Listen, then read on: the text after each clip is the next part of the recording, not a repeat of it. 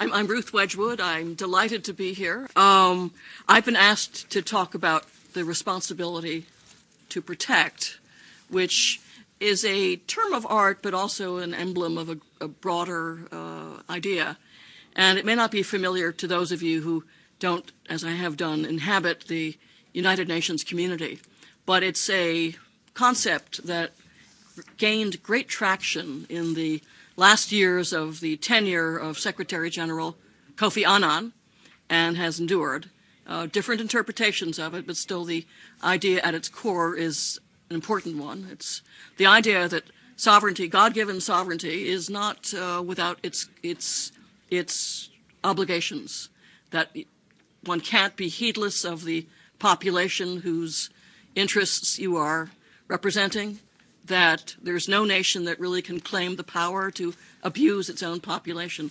And in this little brown book, which may still be on sale at the United Nations bookshop, in the so-called high-level panel that was convened by Kofi Annan in 2004, the idea of the responsibility to protect one's population, all of one's population, including aliens who live in your country as protected persons, was enunciated by an incredibly important panel of statesmen and women. Sadako Ogata, who was High Commissioner for Refugees, Robert Badinter, who was former president of the Conseil Constitutionnel of France, Gareth Evans, who was Foreign Minister of Australia, Amre Moussa, who was the former Secretary General of the Arab League and former Foreign Minister of Egypt, Salim Salim, who was former Prime Minister of Tanzania, former Prime Minister Primakov of Russia, former Nafis Sadak, former Special Envoy of the UN Secretary General, Brent Scowcroft, who was Foreign Affairs National Security Advisor in the U.S. And in the report, the most dramatic thing they did, I think, is to say that this slogan R2P is one that should engrave itself upon the human heart. Responsibility to protect. It marries up human rights concerns with the sovereign power of the state. And it doesn't have any idea of an excluded class of persons, of stateless persons, of statusless persons. It says that sovereignty is conditional, but rather it's conditioned on the willingness to take care of the interests of the people whom you govern, whether they are citizens or resident aliens. And that, I think, is in large part at stake here in the situation of Camp Ashraf.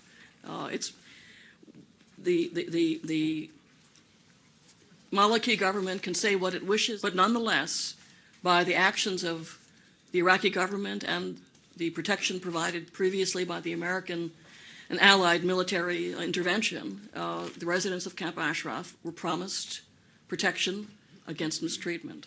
And this is not a promise that can be simply or casually disowned, simply because it suits the convenience of a particular coalition government in Iraq. It certainly can't be disowned because of the convenience of yielding to a neighboring regime of Mr. Ahmadinejad, which might like to wield greater influence in Iraq as it seeks to do so also in Lebanon and Syria and throughout the region, often to very ill effect.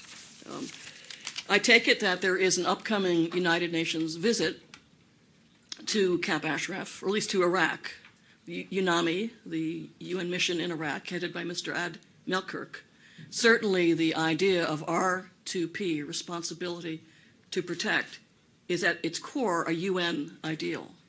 And therefore the UN's own mission has a fundamental obligation to inquire into circumstances in which the inhabitants and residents of Ashraf have not been properly treated. And again, a reference to Iraqi sovereignty is not sufficient as an excuse to disown this kind of obligation. Now, R2P doesn't get discussed on Capitol Hill very much. I'm not sure many members of Congress talk the language of international law. But I should mention that the Ashraf issue has had the unique quality of creating a bipartisanship in Washington that is rarely seen in any other issue. Nowadays, Democrats and Republicans don't see each other on weekends. Their kids don't know each other. They don't go to the same swimming pool. They go home to their districts. And therefore, it's much more raucous in the Congress. Many people quit because it ain't much fun. But on this issue, at each end of the aisles, there is unity, from soup to nuts. You have Dana Rohrabacher, Republican from California. You have Ileana Ros-Lehtinen, the ranking Republican on the House Foreign Affairs Committee. You have Bob Filner, a Democrat of California, chair of the House Committee on Veteran Affairs. Brad Sherman, chair of the House Foreign Affairs Subcommittee on Terrorism. You have people who ordinarily might not cooperate all that much on all issues. But on this, perhaps because there's a very large Persian American population in America that cares about its brethren abroad, perhaps because of just the sheer merits of the issue. But there has been a great deal of vocality, of voice and scrutiny in the Congress to try to press the State Department to take a very active interest. And the best way to do that is always to call the fellow before you for a hearing and ask him what he's done lately or not done. And there's been, of course, a desire to create an international voice that's sufficient to make an impression on the Iraqi regime and the Iranian regime. One thing I should say, just in terms of the emblematics of politics, just as the shooting of Neda, the young woman in the Tehran demonstrations, which the regime certainly didn't intend.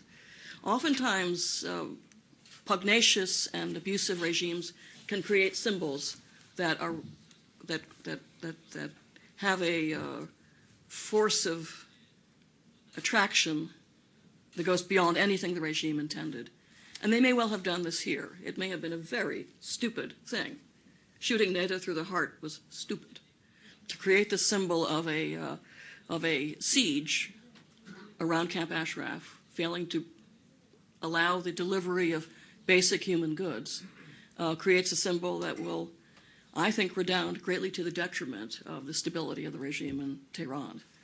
One reads now the various reports of frank remarks among Arab leaders in the region, and they all are concerned about the attempt by Tehran to become the kind of regional hegemon. So Camp Ashraf, I think, has become larger simply than the fate of the people there, much as humanitarianism is the basis for my concern under responsibility to protect. R2P has been debated in the UN now for a while. Some were concerned it might be a pretext for humanitarian armed intervention. Others were concerned that it might interfere with the ability of ordinary governments to do their daily business. But there still is a core commitment, even in the General Assembly, even with all of its occasionally polarized politics, that some idea of the fundamental requirement that a government pay heed to the human necessity of its own citizens and the aliens who are resident there is still embraced by all of the UN. The 2005 Heads of State Summit did so. As the special envoy of the Secretary General has been consulting broadly, both in the General Assembly and around the world, to give substance to this idea. And it really is the idea of sovereignty of the people, not of governments, including people who are there by invitation. So the attempt at the moment of the Iraqi regime to force out the residents either to a prison camp that would provide intolerable living conditions, or to force them out of the country, is one that raises R2P questions. And the U.S., though it has stood down as the occupying power or the liberating power, nonetheless is still present in the country with a large force helping the Iraqi government to stay stable. And it behooves us as well to keep in mind that R2P is an obligation that extends not just to the Iraqis, but since we are there, to the United States as well. And therefore, I'm pleased to be here. I'm very honored to meet the Madame Mariam Rajavi, and women in politics are greatly to be wished for. One hopes that the humaneness that is attributed to our sex might inform the conduct of many governments. And I look forward to working with you in the future. Thank you.